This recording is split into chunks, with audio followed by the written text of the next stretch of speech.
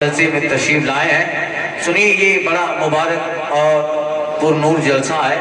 تھوڑی دیر کے لیے آئے ہیں, آپ خاموشی سے سنیں گے, ورنہ آج کل جلسے کہاں ملتے ہیں اس طرح کے, اور آج کل لوگوں کے پاس اتنا ٹائم بھی نہیں ہے کہ وہ باقاعدہ کوئی اچھا دین کا میسیج اپنے سینے میں لے سکے. وہ جب زمانہ ختم ہو گیا, وہ دور ختم ہو گیا جب ایک عام آدمی بھی بغداد کا ایک لاری چلانے والا بھی اپنا 8-10 گھنٹہ کا کام ختم کر کے عشاء کی نماز سے فارغ ہو کر بغداد کے کسی ادارے میں چلا جاتا, کسی مفسر کے پاس جاتا اور کہتا تھا اذنی حضور مجھے نصیحت کیجئے. آدھا گھنٹہ وہ نصیحت سنتا تھا. ایک عام آدمی بغداد کا 8 گھنٹہ کماتا ہے, 8 گھنٹہ سوتا ہے, مگر اندر سے سوچتا ہے کہ میں نے 8 گھنٹہ سونے اور 8 گھنٹہ کمانے میں گزارا, 16 گھنٹہ میں نے سیلف اپنے لیے گزارا, اللہ کے لیے میں نے کتنا وقت دیا, کتنا ٹائم اللہ کے لیے دیا. تو وہ عام آدمی ایک بغداد کا رات کو کسی مدرسے میں کسی خانقاہ میں چلا جاتا, ولی کے پاس آدھا گھنٹہ بیٹھتا, کسی محدث کے پاس بیٹھتا, کسی مفسر کے پاس بیٹھتا اور علم دین حاصل کرتا. آدھے گھنٹے کی مجلس اس کے روحانیت کو مضبوط کر دیتی, اسپریچول نیڈز خوراک کو ڈوز دے دیتی, جس کا نتیجہ کہ وہ اندر سے بڑا مطمئن ہو جاتا. آج تو وہ وقت نہیں ہے کہ آپ صبح لاری نکالتے, صبح آپ دکان پہ چلے گئے, رات کو آپ تھکے آ رہے, گھر پہ آئے, کھانا کھایا, عشاء کی نماز پڑھی. اور کتنے لوگ ہیں, شاید کہ کوئی ایسا ملے جو یہ سوچتا ہو کہ چلو میں اب اتنا صبح سے شام تک اپنے لیے وقت دیا ہے, میں دین کے لیے کیا دوں. تو آپ رات کو 10 بجے مولانا صاحب قبلہ کے ادارے میں آ گئے, کسی مدرس سے آپ نے کہا کہ 1 گھنٹہ بیٹھنا چاہتا ہوں, آپ ذرا نصیحت کیجئے. کسی صوفی کے پاس چلے گئے, ویسے آج صوفی ملتے بھی کہاں ہیں, ڈھونڈنا پڑتا ہے, اور جو ہیں تو وہ ڈنڈورا پیٹ رہے ہیں. لہذا اب ایسا دور نہیں کہ آپ آ کر مولانا صاحب کے پاس آدھا گھنٹہ 1 گھنٹہ بیٹھے کہ مجھے نصیحت کیجئے, میں نے صبح سے شام تک اپنے بال بچوں کے لیے کمایا ہے, اب میں آدھا گھنٹہ نصیحت دینا چاہتا ہوں, اندر سے دل بڑا میرا سخت ہو گیا ہے. اور مولانا صاحب, مولانا حنیف صاحب قبلہ, مفتی فیضان صاحب آپ کو آدھا گھنٹہ تفسیر قرآن سنائیں تو اندر سے آپ کا دل بالکل موم ہو جائے. چلو آج اندر سے دل سخت سا, قرآن سن کر, حدیث کی گائیڈ لائن سن کر دل بڑا میرا تو نرم ہو گیا. اب آدمی کا دماغ بھی نرم ہو, ایسا تو وقت نہیں ہے, اس لیے ہر آدمی اپنے اپنے کام میں مشغول ہے. آج عام لوگوں تک جو دین پہنچانے کا ذریعہ ہے وہ یہی مجلسیں رہ گئی ہے, یہی جلسہ جلوس رہ گیا ہے جس سے عام لوگوں کو دین پہنچایا جائے. کتنے لوگ ہیں آپ میں جو بخاری شریف کا مطالعہ کرتے ہیں, کتنے لوگ ہیں جو یہاں کی مادری زبان میں اسلامی لٹریچر کا مطالعہ کرتے ہیں, اسلامی گائیڈز پڑھتے ہیں. چلو میں نے آدھا گھنٹہ مجھے بخاری شریف کا روزانہ مطالعہ کرنا ہے, میں سارا دن کام میں مشغول رہتا ہوں, آدھا دن میں مکاشفۃ القلوب کا مطالعہ کروں گا, احیاء العلوم پڑھوں گا. نہیں ہے, کتنے لوگ آج کل سوشل میڈیا اتنا اپنے کو ٹائم ہی نہیں دیتا ہے. آدھا گھنٹہ تو کیا آپ بندہ 8-10 گھنٹہ فیس بک اور واٹس ایپ پہ گزار دیتا ہے, آدھا گھنٹہ ان میں سے کتابی اسلامی لٹریچر مطالعہ نہیں کرنا چاہتا. نتیجہ ہماری سماج کا بڈھا آدمی بھی اسلام کے بیسک سے نابلد معلوم ہوتا ہے, اسلامی جنرل نالج کو نہیں ہوتا. آپ پوچھ لو تو 5 کلمہ صحیح سے نہیں آتا, وہ آتا ہے تو مخارج کے دھجیاں اڑا دیتا. یہی سارا چیزیں ہیں, اس لیے کہ ہم نے اپنا کام دوسری غیر ضروری ان نیڈڈ چیزوں میں دیا, مگر جو اسلام کے لیے ضروری ہے ان چیزوں میں ہم نے وقت ہی نہیں دیا. نتیجہ کیا ہوا کہ اسلام کے جو بنیادی اصول عقائد ہیں ان ساری چیزوں سے ہم نابلد اور بالکل جاہل رہ گئے. اس لیے آج کے دور میں اگر ایک عام آدمی کو دین پہنچانا ہے تو ایسے جلسے رہ گئے. خطیب آدھا گھنٹہ خطاب کرے گا, آدھا گھنٹہ تقریر ہوگی, کوئی قرآن پڑھے گا, کوئی حدیث پڑھے گا, یہ علماء کرام جو ہیں وہ بتاتے رہیں گے. آدھا گھنٹے کی تقریر, چاہے آپ دعوتی کے سلسلے میں کیوں آئے ہوں, چاہے آپ کسی کے چہلم میں ہی جائیں, چاہے شادی کے موقع پر, یہ علامہ صاحب کی دعوت پہ آپ آئے ہیں تو آدھا گھنٹہ بیان میں بیٹھے. آدھے گھنٹے کے بیان میں کوئی ایک عقیدہ مولانا صاحب بیان کرے گا, عقیدہ دماغ میں جم جائے گا, نسلوں کو کام آتا رہے گا. مسلک کی ایک بات دماغ میں آ جائے گی, آپ اس کو آگے فور پرگٹ کرتے رہیں گے. اس لیے وہ دور ختم ہو گیا کہ جب ایک عام آدمی بھی روزانہ کے اپنے گھنٹوں میں ایک گھنٹہ اللہ کے لیے دیتا تھا. آج دین پہنچانے کا یہی ایک مجلس ہے, ایک پروگرام, یہ جلسہ جلوس رہ گئے ہیں. ورنہ ایک آدمی بغداد کا کوفہ کا بکریاں چرا کے رات کو 8 بجے واپس لوٹتا ہے, دیکھا کہ میرے کھانے کا ٹائم تو 10 بجے ہے, میں گھر پہ پہنچوں گا 9 بجے, 1 گھنٹہ میں گھر پہ کیا کروں گا, خامہ کم کوئی کام نہیں ہے. جامع مسجد کوفہ میں ابو حنیفہ درس حدیث دے رہا ہے, چلو انہی کے درس حدیث میں بیٹھ جاتا ہوں. 50-25 بکریاں ہیں, جامع مسجد کوفہ کے قریب باندھ دیتا ہے اور امام اعظم کے درس حدیث میں بیٹھ جاتا ہے. اب وہ امام اعظم کی درس حدیث جہاں لبنان سے, کوفہ سے, شام سے, عراق سے, سیریا سے, مصر سے, حجاز یعنی مکہ, مدینہ, طائف سے لوگ کہاں سے, عدن سے, یمن سے لوگ امام اعظم کے پاس درس حدیث لینے آ رہے ہیں. علم کا شوق تھا, علم کا فیضان تھا, بندے کے دماغ میں کچھ کرنے کا اور اس تعلیم نبی کو دنیا میں عام کرنے کا جذبہ تھا کہ لوگ کہاں سے امام اعظم کی بارگاہ میں درس حدیث میں بیٹھا ہے. عام آدمی بکریاں چرانے والا, just he was a shepherd on a Kufa, وہ ایک کوفہ کا چرواہا آدمی ہے. چرواہا کیسا ہوتا ہے, جس کی زندگی صرف بکریوں میں گزر جاتی ہے, جس کی زندگی کھیت و کھلیان میں گزر جاتی ہے, چرواہا قسم کا آدمی. ویسے ہی سماج میں چرواہے کو بالکل ایجوکیشن کے آخری صف میں رکھا جاتا ہے. چرواہا آیا, سوچتا ہے کہ 10 بجے کھانے کا ٹائم ہے, 8 بجے فری ہو گیا, 1 گھنٹہ پہلے جا کے میں کروں گا کیا گھر پہ, چلو میں ابو حنیفہ کے درس حدیث میں بیٹھ جاتا ہوں. امام اعظم کے درس حدیث میں بیٹھ گیا. تھا بندہ ہے شاگردوں کا, جہاں حد نظر لگاؤ امام اعظم کی درسگاہ میں ایک وقت میں 4-4 ہزار طلبہ کرام درس حدیث پڑھا کرتے تھے. اور ان میں سے لوگ لکھنے والے الگ ہیں, سماعت کرنے والے الگ ہیں. وہ کوفہ کا آدمی امام اعظم کے درسگاہ میں بیٹھ گیا, ایک مرتبہ سماعت حدیث کرتا ہے. شوق بھی تھا, کیچنگ پاور بھی بڑا مضبوط تھا, دین کے لیے کچھ کرنے کا جذبہ تھا. بیٹھا, اچھا لگا. تو پھر روزانہ کا معمول یہ رہا کہ کھانے کا ٹائم 10 بجے ہے, 1 گھنٹہ کم گھر پہ جا کے کچھ کرتا نہیں ہوں, ادھر ادھر کی باتیں ہیں, تو روزانہ ابو حنیفہ کے درسگاہ میں بیٹھ کیوں نہ جاؤ. روزانہ آتا رہا, 1 گھنٹہ اپنی بکریاں جامع مسجد کوفہ کے قریب باندھ دیتا اور امام اعظم کے درسگاہ میں بیٹھ جاتا. مہینہ, 2 مہینہ, سال, 2 سال, 3 سال, 4 سال, 5-6 سال گزر جاتے ہیں کہ آتے آتے اس کی سماعت حدیث اتنے مضبوط ہو گئی. علم حدیث امام اعظم سے جو کیچپ کیا, اس کو دماغ میں ایسا بسایا کہ آتے آتے امام اعظم کے شاگردوں کی اول صف میں اس کا نام آنے لگا. اب جہاں امام محمد بیٹھتے وہاں چرواہا بیٹھ رہا ہے, امام ظفر بیٹھتے وہاں چرواہا بیٹھ رہا ہے, امام ابو یوسف بیٹھتے وہاں بیٹھا ہے.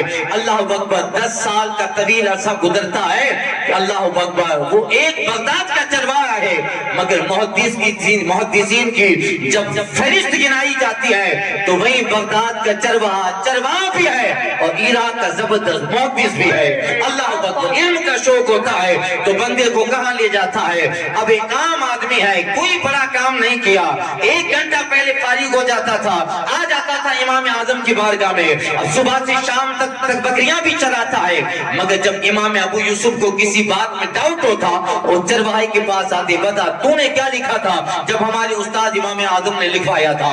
امام ظفر ان کے پاس آتے ہیں, امام محمد اس کے پاس آتے ہیں, جب کسی حدیث میں ڈاؤٹ ہوتا ہے, آپ نے کیا لکھا تھا. اللہ اکبر, یعنی کیسا علم پھیلایا تھا. یعنی طلبہ کا نتیجہ تھا, یہی مدرسے میں پڑھنے والے طلبہ ہیں, یہی چوٹی چٹائی پر بیٹھنے والے, قال اللہ و قال رسول کرنے والے, یہ خستہ حال لوگ ہیں جن کے ماں باپ نے تعلیم کے لیے بھیجا ہے. ظاہر میں عمارت اچھی نہیں ہے, ظاہر میں کھانا اچھا نہیں ہے, مگر اللہ اکبر, بغداد کو علم سے ایسا منور کیا تھا جو فیض بغداد و عراق میں مولا کائنات نے بسایا تھا, حضرت علی نے پھیلایا تھا. نتیجہ یہ ہوا, آپ عراق کے جس کنارے پہ چلے جائیں, 8 سال کا بچہ بھی لفظ گرو پہ بحث کر رہا ہے. نعرہ تکبیر, نعرہ رسالت, فیضان سرکار مدینہ, فیضان امام اعظم, فیضان بزرگان دین, نعرہ تکبیر, نعرہ رسالت. اللہ اکبر. بتائیے ایک عراق کا 8 سال کا بچہ پہ لفظ قرو پہ بحث کر رہا ہے. علماء کو معلوم ہے لفظ قرو حتی یتربصن بانفسہن ثلاثۃ قرو رسول شاشی وغیرہ میں پڑھے ہوں گے, نور الانوار میں پڑھے ہوں گے. پوچھئے لوگ, علماء نے اس پہ بڑی بحث کی ہے کہ قرو سے مراد طہور لیا جائے, قرو سے مراد جو ہے پاکی لی جائے, کہ اسے حیض مراد دیا جائے. بڑی لمبی بحث ہے. ایک 8 سال کا بچہ بھی جب اتنا علم رکھتا ہے کہ لفظ قرو پہ بحث کر رہا ہے, یعنی کیسا علم کا یوگدان دیا تھا بزرگوں نے, کیسی عراق کے چھپے چھپے میں علم پھیلایا تھا. اس لیے آج کے زمانے میں یہ مجلسیں رہ گئی ہیں, یہ جلسے ہیں جہاں آپ تک دین پہنچایا جاتا ہے, جہاں آپ تک مسلک پہنچایا جاتا ہے, بزرگوں کی سیرت پہنچائی جاتی ہے. اور جب بندے کے دل میں شوق و بلبلہ ہوتا ہے تو پھر اس کا خاندان قبیلہ نہیں دیکھا جاتا. ایک عام قبیلے کا بچہ ہے مگر تعلیم نبی اس کے سینے میں آئی ہے, نیابت کے مصطفیٰ سے وہ منسلک ہو گیا ہے, وارث انبیاء ہو گیا ہے. گاؤں کا ایک عام چرواہے کا بچہ ہے, سیٹھ ساہوکار پیچھے ہے, وہ منبر رسول پہ بیٹھ کے خطبہ دے رہا ہے, حضور کی نیابت ادا کر رہا ہے. گاؤں کا چودھری ہے تو نیچے بیٹھا ہے, گاؤں کا سربراہ ہے تو نیچے بیٹھا ہے, گاؤں کا ایک بہت بڑا پڑھا لکھا ہے, ایجوکیٹڈ آدمی نیچے بیٹھا ہے. مگر اسی قبیلے کا, خاندان کا ایک کم پڑھا لکھے بچے کا آدمی, انسان کا آدمی جو اس آبادی میں بہت زیادہ اس نے قربانیاں نہ دی, بہت ان پڑھا لکھا آدمی ہے, مگر اپنے بیٹے کو پڑھایا. آج نتیجہ کیا ہوا, بڑے بڑے لوگ نیچے بیٹھے ہیں اور اس کا بچہ منبر پر بیٹھ کر رسول پاک کی نیابت ادا کر رہا ہے. میرے ایک دوست ہیں کیرلا میں, وہ کہتے تھے بابا میں آپ کو بتاؤں میرے 4 بچے ہیں, تینوں بچے کو میں نے دنیا کی اعلیٰ تعلیم میں جو ہے ان کو میں نے بھیج دیا. ایک کو ڈاکٹر بنایا, میرے ایک لڑکی ہے اس کو بھی ڈاکٹر بنایا, ایک میرا لڑکا امریکہ میں ہے اور وہاں MBBS کرتا ہے, ایک جو ہے فلپائن میں گیا وہاں سے MBBS کیا. 3 بچے ہیں میرے, میں نے تینوں کو یوگدان دلوایا, قربانی دلوائی اور انہوں نے دنیا کی اچھی تعلیم حاصل کی. بڑا عالی شان بنگلہ ہے ان کا, اور کہتے ہیں ایک بچے کو میں نے عالم دین بنایا, ایک بچے کو حافظ قرآن بنایا. کہتے ہیں دنیاوی اعتبار سے کوئی مجھے پرابلم نہیں ہے, اچھا خاصا فنڈ میرے بچے مجھے بھیجتا ہے, عالی شان مکان ہے, دنیا میں رہنے کی سہولت کی ساری چیزیں ہمارے پاس موجود ہیں, ایک بڑا زبردست فنڈ مجھے بھیجا جاتا ہے.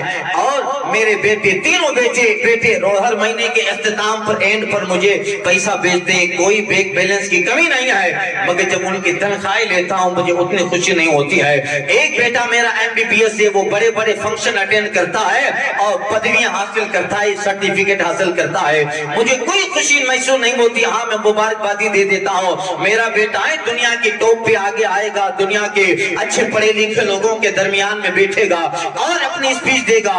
ان کی میں باتیں, ان کے پروگرام ریلیز ہوتے میں سنتا ہوں, اچھا تھوڑا بہت لگتا ہے. مگر کہتے ہیں کہ جب جمعہ کی نماز پڑھنے جاتا ہوں, ہمارے گاؤں کی مسجد میں میرا بیٹا امام ہے, ہمارے گاؤں کی مسجد میں میرا بیٹا نماز پڑھاتا ہے. کہ مولانا صاحب میں کیا بتاؤں, میرا بیٹا MBBS مجھے اندر سے مطمئن نہیں کر پاتا, میرا دوسرا بیٹا MBBS مجھے اندر سے سیٹسفائیڈ نہیں کر پاتا, میرا ایک بیٹا امریکہ میں کالج کر رہا ہے, وہ اندر سے مجھے مطمئن نہیں کر پاتا. مگر جمعہ کے دن میں صف میں بیٹھا ہوں اور منبر پر بیٹھ کر میرا بیٹا خطبہ دے رہا ہے, مصطفیٰ کی نیابت ادا کر رہا ہے. وہ کہتا ہے میرے آنکھوں سے آنسو نکل آتا ہے, مولا کرم ہے, آج تو نے اتنا مجھے قربان ہونے کا موقع دیا ہے کہ میرا بیٹا تیرے محبوب کی نیابت ادا کر رہا ہے. نعرہ تکبیر, نعرہ رسالت, فیضان سرکار مدینہ, مسلک اعلیٰ حضرت, مسلک اعلیٰ حضرت خلیفہ حضور تاج الشریعہ مفتی سلیمان صاحب قبلہ. اس لیے بچوں کو پڑھائیے. Education is most important for everyone and particular for the Muslim in this period. تعلیم بہت ضروری ہے, خاص کر کے ابھی کے یگ میں تعلیم مسلمان کے لیے بہت ضروری رہ گئی ہے. دونوں فیلڈ پر, بوتھ لیول, یعنی دنیاوی تعلیم بھی بچوں کو دیجیے, دینی تعلیم بھی بچوں کو دیجیے, دونوں تعلیمیں دنیا کی رہے. مگر یاد رکھیں دین اور دنیا کی تعلیم کے ساتھ ساتھ آپ کمپیئر بھی کرتے رہیے.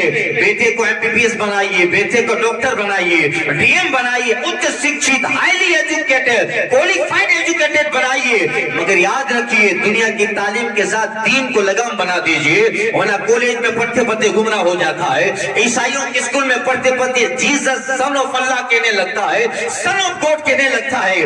دنیا کی تعلیم گمراہ کرے جائے گی. اس لیے بزرگوں نے بتایا فرمایا ہے کہ دنیا کی تعلیم ہو مگر دنیا کے ساتھ دین کی تعلیم پہ لگائی جائے, قرآن بھی پڑھایا جائے, حدیث بھی پڑھائی جائے, تاکہ آپ کا بیٹا دنیا کی اعلیٰ تعلیم کے آفس میں بیٹھ کر بڑی بڑی فائلیں سائن کرتا ہو, اور جب اذان ہو تو درود پڑھ کر صف اول میں مسجد میں نماز بھی ادا کرتا. یہ ساری چیزیں ہیں, تعلیم بہت ضروری ہے, اور تعلیم کا یہی تو معیار ہے. ہمیں آقا کریم صلی اللہ علیہ وسلم نے ایسا نہیں کہ آپ مسلمان ہیں تو صرف قال اللہ قال رسول کہتا رہے گا, نہیں, دونوں تعلیم ضروری ہے تاکہ دنیا کو بتا سکے. آج تم تعلیم کا دھندورا پیٹ رہے ہو اور کہہ رہے ہو کہ the knowledge is the power, the knowledge is the life. علم طاقت کا نام ہے, علم قوت کا نام ہے. یہ کس نے نعرہ دیا ہے؟ آج سے 1400 سال پہلے تعلیم نور ہے, تعلیم ہتھیار نعرہ پیغمبر اعظم نے دیا ہے. آپ دنیا کے جس شطر میں چلے جاؤ, دنیا جوان ہوگی, دنیا کا علم جوان ہوتا جائے گا, مگر جس طرح عقل پختہ ہوتی جائے گی اور لوگوں کو پتہ چلتا جائے گا کہ جتنی اچھائیاں ہیں اس کا سہرا اگر ماضی میں کسی پہ جائے گا تو پیغمبر اسلام کی ذات پہ جائے گا. آپ جس فیلڈ میں جائیے, جہاں سوچتے رہیے. اس لیے اگر ایک کا دکھا آدمی کوئی مصطفیٰ جان رحمت کی توہین کرے تو پھر یہ سورج کو آنکھیں دکھانے کے برابر ہے, کچھ نہیں ہونے والا ہے. انشاءاللہ تعالی وہ دن آئے گا. اللہ تعالیٰ نے محبوب کو وہ برکتیں دیا ہے. آج کے لوگ ہیں جبکہ ایک دنیا کا ایک اچھا پڑھا لکھا آدمی جس نے آکسفورڈ میں پڑھا, کیمبرج میں پڑھا, وہ جب حالات کو دیکھتا ہے, مائیکل ہارٹ جس نے 100 کتاب لکھی اور یورپ کی دنیا میں اس کتاب نے بڑا تہلکہ مچایا, 100 عظیم آدمیوں کو اس کتاب میں جمع کیا, اس نے بڑے بڑے لوگوں کو رکھا, گوتم بدھ کو بھی, گاندھی کو بھی, مہاویر کو بھی, جناب عیسیٰ کو بھی, حضرت فاروق اعظم کو, بڑے لوگوں کی بایوگرافی کا مطالعہ کیا اور ان کی سیرت کو بہت اندر سے پڑھا, ان کی سیرت کو بڑا ڈیپلی پڑھا, مطالعہ کیا کہ یہ وہ لوگ ہیں جنہوں نے جہاں رہے وہاں بڑا بڑا یوگدان دیا, بڑی قربانی